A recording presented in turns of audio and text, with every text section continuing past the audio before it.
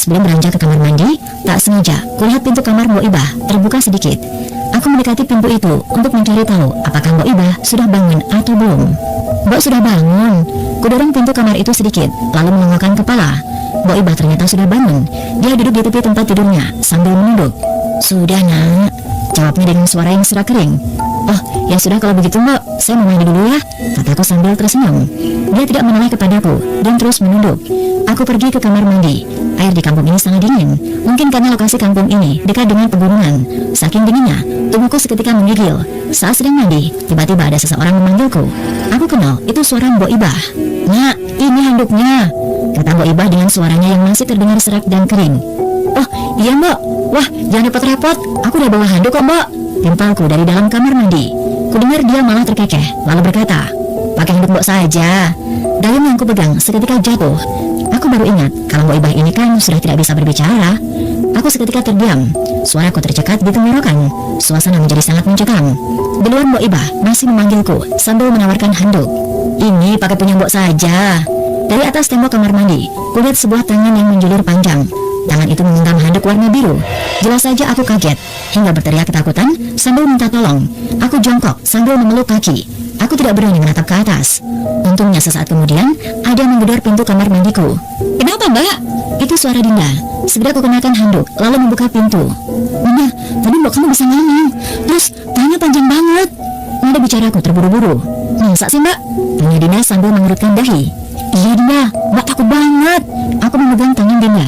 "Mbok masih ada di kamar kok. Kalau nggak percaya, coba cek aja." Dinda mengajakku untuk melihat kamar Mbok Ibah. "Takut, Din." Aku menggelengkan kepala. "Ayo Mbak." Dinda memaksa sambil menarik lenganku. Pelan-pelan mendekati pintu kamarnya Mbok Ibah. Dinda mendorong pintu itu. Di dalam sana, kulihat Mbok Ibah masih duduk di tepi tempat tidurnya. Dia menoleh ke arah kami, lalu tersenyum sambil mengangguk ramah. "Tuh kan, Mbok masih di kamarnya," kata Dinda. "Sumpah Dinda, Mbak dengar jelas banget kalau Mbok kamu ngomong. Terus tangannya panjang banget. Kayaknya Mbak masih ngendor deh," kata Dinda. Aku menggelengkan kepala. "Ya sudah, lupakan," kataku. Aku rasa percuma bersikeras dengan orang yang tidak percaya padaku. "Emang kamu habis dari mana?" tanyaku sambil menjauh dari kamar Mbok Ibah. Aku mengalihkan pembicaraan sambil menjauh dari kamar Mbok Ibah. "Aku tadi di belakang rumah Mbak, habis bersih-bersih. Hari ini Mbak kerja ya?" tanya Dinda. "Iya Din, Mbak mau ganti pakaian dulu ya? Mbak bidan kan?" Sebelum masuk ke kamar, Dinda malah bertanya lagi. "Iya Dinda, di kampung ini kalau ada yang melahirkan gak suka pakai bidan Mbak." "Loh, kenapa? Masih pakai dukun ya?" Aku mengerutkan dahi. "Iya, tapi di kampung ini bukan dukun namanya, tapi paraji." Aku mengangguk-angguk. Ini merupakan tantangan baru bagiku. Aku harus memberikan penyuluhan pada masyarakat agar mereka paham tentang keselamatan saat bersalin. Pagi itu aku dijemput oleh Pak Sukra. Dia pegawai puskesmas. Pak Sukra pasti tahu dari warga kalau aku menyewa kamar di rumahnya Dinda. Aku pun diantar ke puskesmas yang jaraknya lumayan jauh dari rumah Dinda. Mungkin sekitar 15 menit perjalanan. Jalan menuju puskesmas juga rusak parah. Aku dibonceng pakai motor bebeknya Pak Sukra. "Kenapa jalanan di kampung ini rusak semua ya Pak?" "Ya beginilah Mbak, jarang ada pembangunan. Sekalinya dibangun, aspalnya tipis banget. Ya palingan bertahan 1 atau 2 tahun, udah rusak lagi." "Oh, begitu ya Pak?" "Iya Mbak, paling parah kalau musim hujan. Banyak orang yang jatuh dari motor karena jalannya licin Mbak." Akhirnya kami tiba di puskesmas. Dilihat dari depan, puskesmas itu tampak seram. Temboknya berlumut, catnya juga sudah pudar. Ada pohon beringin besar di depan gedung puskesmas itu. "Kita sudah sampai Mbak, ini puskesmas Mekarsari," ucap Pak Sukra sambil tersenyum. "Pak, itu di belakang puskesmas siapa?" tanyaku sambil menunjuk ke arah wanita yang berdiri di halaman belakang gedung. Wanita itu menatap ke arah kami. Ia mengenakan daster dan tampak seperti sedang hamil tua. Dari tempatku berdiri saat ini, aku masih bisa melihat wujud wanita itu dengan jelas. "Mana Mbak?" Pak Sukra mencari sosok yang kutunjuk-tunjuk. "Itu loh Pak, kayaknya dia lagi hamil tua." Aku masih melihat sosok itu. Anehnya, Pak Sukra tidak melihatnya. Padahal jelas-jelas wanita itu masih berdiri di halaman belakang puskesmas sambil menatap kami. Siapa wanita itu? Saat aku dan Pak Sukra menghampiri wanita itu, kulihat dia lari begitu saja dan masuk ke semak-semak. Namun, sekali lagi, Pak Sukra sama sekali tak dapat melihat keberadaan wanita itu. Aku tidak habis pikir, kenapa banyak sekali keanehan yang kualami hari ini. "Saran saya jangan melamun Mbak, demit mudah mengelabui kita kalau kita sering melamun," begitu kata Pak Sukra. "Iya Pak," aku mengangguk. Kami pun masuk ke puskesmas. Sesekali aku masih menoleh ke belakang mencari keberadaan si wanita hamil. Hari pertama kerja di puskesmas Mekarsari sangat membosankan. Aku hampir tidak mengerjakan apa-apa. Yang berobat sepi, apalagi yang bersalin atau konsultasi kehamilan, sama sekali tidak ada. Petugas di sini kebanyakan makan gaji buta. Tumpukan obat dibiarkan kadaluarsa, lalu dibuang dan diganti dengan yang baru. Nasib obat yang baru pun pasti sama, ujung-ujungnya dibuang juga. Jarang sekali ada yang berobat ke puskesmas ini. Mereka lebih suka pakai jampe dibanding obat. Dinda memang benar, warga di kampung ini tidak percaya sama bidan. Mereka lebih suka pergi ke dukun atau paraji ketimbang minta bantuan bidan. Aku tidak bisa membayangkan selama bertahun-tahun makan gaji buta di sini. Sore itu semua petugas puskesmas sudah pulang. Pak Sukra memberikan kunci puskesmas kepadaku. Malam ini aku mau menginap saja di puskesmas. Kebetulan ada hal yang mau kukerjakan. Aku akan menyusun rancangan penyuluhan terhadap masyarakat tentang pentingnya keselamatan saat bersalin. Lebih dari itu, jujur saja aku masih trauma kalau harus pulang ke rumah Dinda. Ada yang tak beres sama mboknya. Dan aku yakin bidan yang pernah tinggal di rumah Dinda juga mengalami hal yang sama. Selepas maghrib, kututup gerbang puskesmas, lalu mengunci pintu rapat-rapat. Aku mulai bekerja, menyusun rancangan dan materi untuk penyuluhan. Selang beberapa saat, ada yang mengetuk pintu. Sepertinya ada yang mau berobat. Segera aku beranjak dari tempat duduk dan langsung membukakan pintu. Di depanku berdiri seorang perempuan berbaju daster yang sedang hamil tua. Dia memegangi kandungannya sambil meringis kesakitan. "Tolong aku, Bu," katanya dengan suara yang tertahan. "Ya ampun, silakan masuk, Bu," kataku.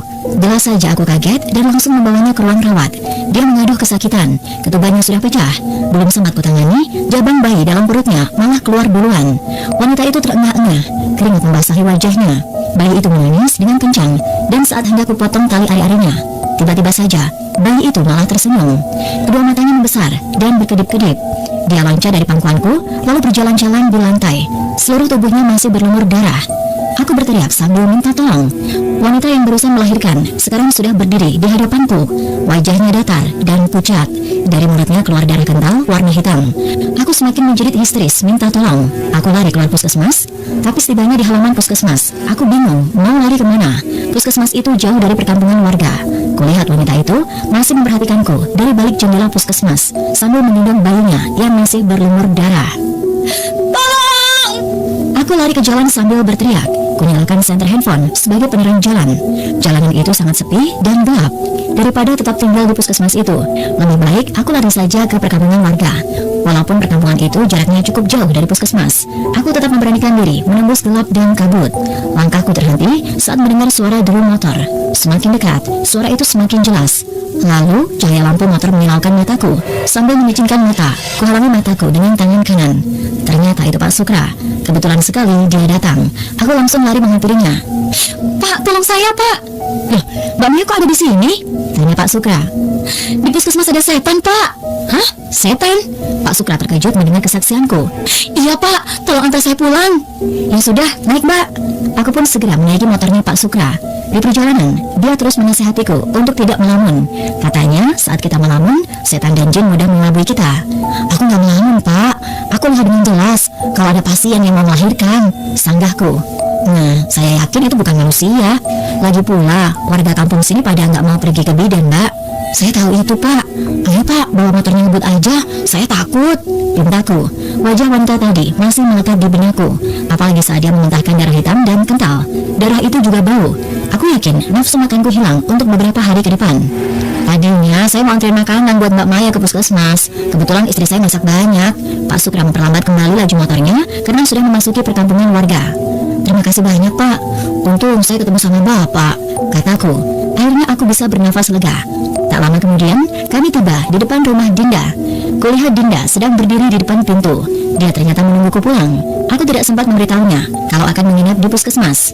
"Mampir dulu saja, Pak," kataku pada Pak Sukra. "Oh, terima kasih, Mbak. Istri saya sudah nunggu di rumah. Ini makanannya, Mbak, ambil aja." Pak Sukra menyodorkan rantang yang dibungkus plastik hitam. "Sekali lagi terima kasih banyak ya, Pak. Jangan repotin terus." Ku ambil rantang itu. "Iya, nggak apa-apa, Mbak. Ini makan ya, Mbak.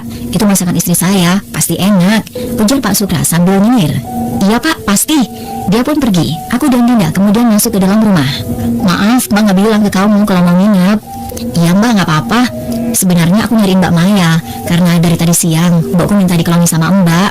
Langkahku terhenti karena mendengar penjelasan Dinda. "Minta dikelongi?" tanyaku sambil mengerutkan dahi. "Iya, tolong ya, Mbak. Dari siang Mbak nggak mau makan, nyariin Mbak Maya terus, minta dikelongi." Dinda memegang lengan kananku. "Mbak, kamu udah bisa bicara?" tanyaku pada Dinda.